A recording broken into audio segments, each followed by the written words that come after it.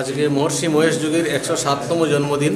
প্রতি বছরই এই দিনে আমরা বিভিন্ন ধরনের সাংস্কৃতিক অনুষ্ঠান এবং সামাজিক কাজ করে থাকি। তো এই বছরে আমরা রক্তদান শিবিরের আয়োজন করেছি আমাদের বিদ্যালয়ের পক্ষ থেকে। এবং প্রতি বছরই আমরা বছরে দুইবার রক্তদান করে থাকি, একবার 5 সেপ্টেম্বর এবং আরেকবার এই আজকের দিনে আমরা রক্তদান করি। এবং আজকে আমরা ক্যান্সার হসপিটালের সহযোগিতায় এখানে আমরা আজকে রক্তদান শিবিরের আয়োজন করেছি। মূলত আমাদের শিক্ষক শিক্ষিকা যারা আছেন এবং অশিক্ষক যারা কর্মচারী যারা আছেন তারাই এই রক্তদান করেছেন।